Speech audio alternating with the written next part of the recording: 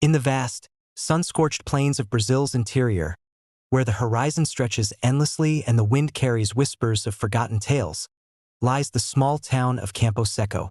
This is a land of rugged beauty, where golden grasslands sway under a relentless sun, and jagged canyons carve through the earth like scars. The people here are hardy, shaped by the harshness of rural life, their days filled with the rhythm of cattle drives and the clatter of hooves on dusty trails. They are a superstitious lot, too, quick to recount stories of ghostly riders and cursed paths that swallow men whole.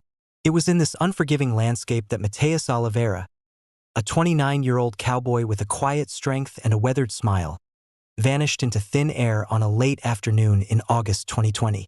Mateus was a familiar figure in Campo Seco, known for his skill with horses and his solitary nature.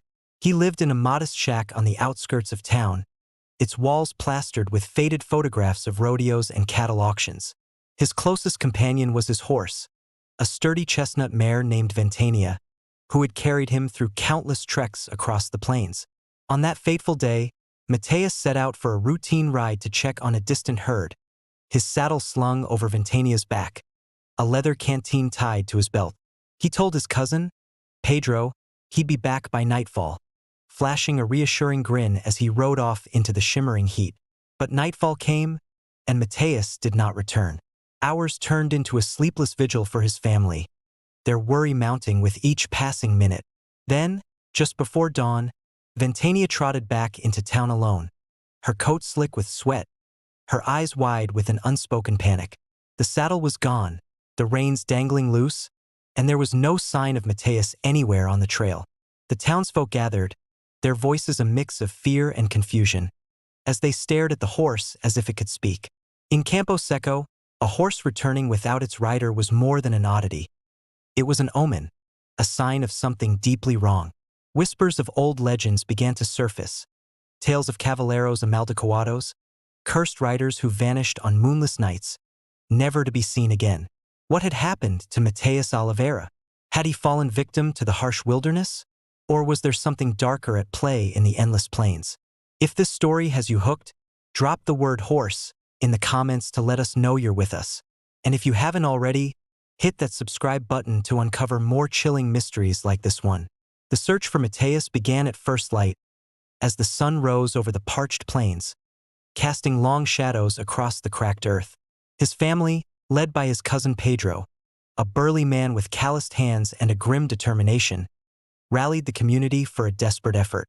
Dozens of men and women, armed with water flasks and walking sticks, fanned out across the sprawling landscape, their boots kicking up clouds of dust as they called Mateus's name into the wind. The plains of Campo Seco were a deceptive expanse, seemingly flat but riddled with hidden ravines and sudden drops, where a man could disappear in an instant. The heat was merciless, baking the ground until it shimmered like a mirage, while vultures circled overhead, their cries a haunting soundtrack to the search.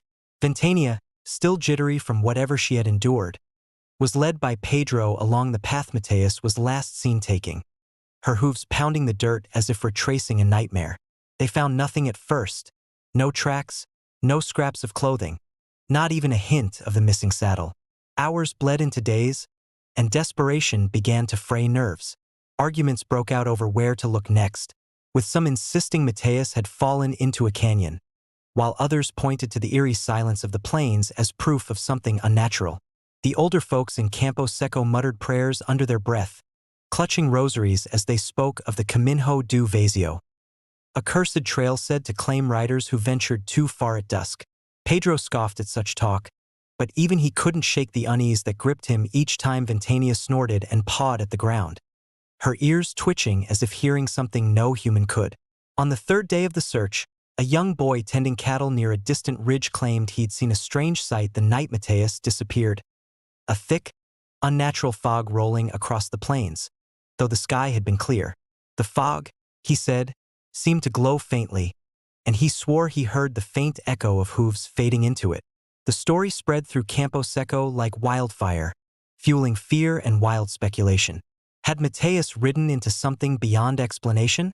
Or was the boy's tale just the product of a frightened mind? As the sun dipped low each evening, casting the plains in a blood-red hue, the searchers returned empty-handed, their hope dwindling with each fruitless trek. Yet they pressed on, driven by the image of Ventania returning alone, a silent witness to a mystery no one could unravel. As the search stretched into its second week with no sign of Mateus, the local police stepped in, though their resources were limited in a town as remote as Campo Seco. Officer Carlos Mendez, a stern man with a sun-weathered face, took charge, coordinating with a small team from a nearby district. They retraced the paths scoured by the townsfolk, using dogs to sniff for any trace of the missing cowboy. The plains yielded little, only the faint imprint of hooves here and there, quickly erased by the ever-blowing wind. But on the 9th day, near a rocky outcrop miles from town, they found something that turned the case on its head. A set of strange markings in the dirt, not hoofprints but deep, uneven gouges, as if something heavy had been dragged across the ground.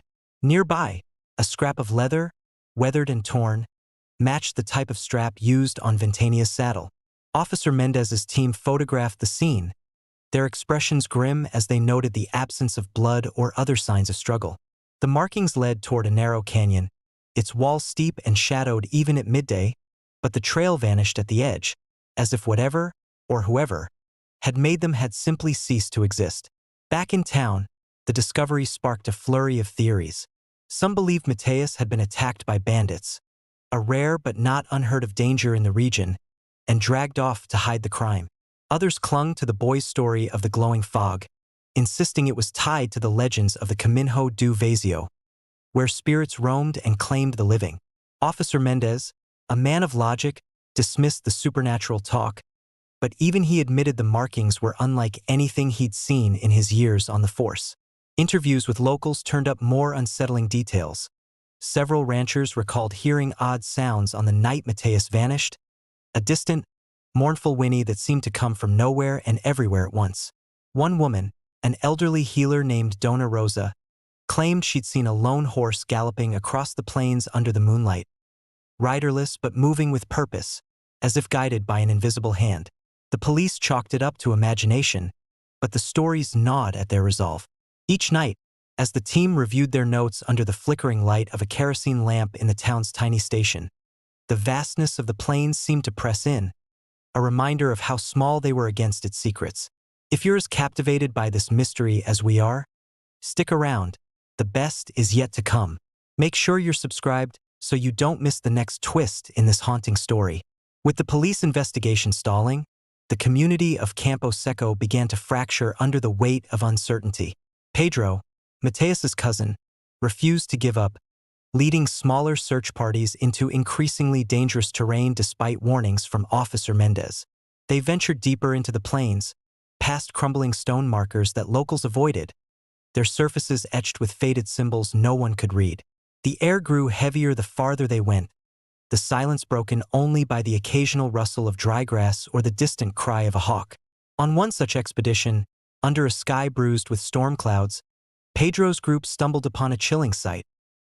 A patch of ground near a shallow ravine where the grass was flattened in a perfect circle, as if something had pressed down with unnatural force.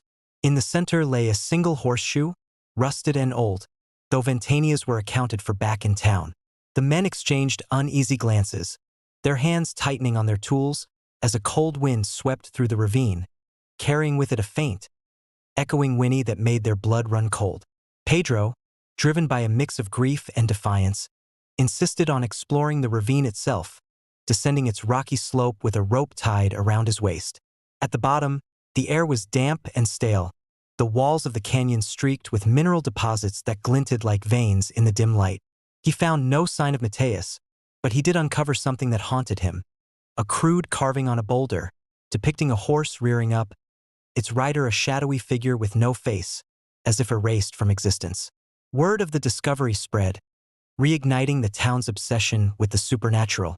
Dona Rosa, the healer, claimed the carving was a warning, a mark left by the spirits of the Caminho do Vazio to keep the living away. Younger residents rolled their eyes, but even they couldn't deny the growing unease that settled over Campo Seco. Reports of strange happenings multiplied, cattle refusing to graze near certain trails, dogs howling at empty fields, and more sightings of a riderless horse galloping in the distance. always vanishing before anyone could get close. Pedro, torn between reason and the weight of what he'd seen, began to wonder if Mateus had crossed into something beyond the world they knew. Each night, as he sat by Ventania's stable, stroking her mane, he could swear her eyes held a flicker of something unspoken, as if she knew where her master had gone but couldn't tell. The plains, vast and indifferent, seemed to mock their efforts, hiding the truth in their endless expanse. More than a year passed, and the case of Mateus Oliveira remained a gaping wound in Campo Seco, an unsolved riddle that haunted every conversation. The police had long since scaled back, labeling it a cold case, though Officer Mendez kept the file on his desk, unable to let go of the strange markings and unanswered questions. Pedro and a few others continued their searches in fits and starts, driven by loyalty and the faint hope of closure. It was during one of these lonely treks, on a sweltering afternoon with the sun glaring like an unblinking eye, that a startling find emerged. A teenage shepherd, tending his flock near a remote canyon far from any marked trail, noticed something glinting at the base of a cliff. He climbed down, his heart pounding, and uncovered a battered leather saddle, half buried in the dirt, its straps frayed but unmistakably Mateus's, identified by a small brass initial M hammered into the side. Beside it lay a scattering of small bones, too fragmented to identify as human or animal, and a piece of torn cloth that matched the shirt Mateus had worn the day he rode out. The shepherd ran back to town, breathless, and soon a small crowd gathered at the site with Officer Mendez in tow. The canyon was treacherous, its walls sheer and crumbling, a place no sane rider would approach. Yet there was the saddle, a silent testament to something catastrophic. Experts were called to analyze the bones, but the results were maddeningly inconclusive, too degraded by time and weather to confirm anything. No further trace of Mateus was found, no definitive proof of his fate, just the haunting relics of his final ride. Theories swirled once more. Had he fallen to his death in a hidden crevice, his body washed away by rare floods? Had he been taken by someone, or something, that left only fragments behind? And why had Ventania returned, untouched, while her rider vanished? The horse herself, now older and slower, seemed to carry a weight in her gait, often staring out toward the plains as if waiting for Mateus to return. For Pedro, the saddle was both a lifeline and a curse, a piece of his cousin to hold on to, yet a reminder of how little they truly knew. Campo Seco remains a town marked by this loss, where every hoofbeat in the distance stirs memories of a cowboy who rode into oblivion. What do you think happened to Mateus? Was it a tragic accident, a hidden crime, or something beyond our understanding? Share your theories in the comments. We're eager to hear them. And if this mystery gripped you, subscribe now to join us for more stories that will keep you on the edge of your seat. Tell us, what's the most unsettling detail of this case for you?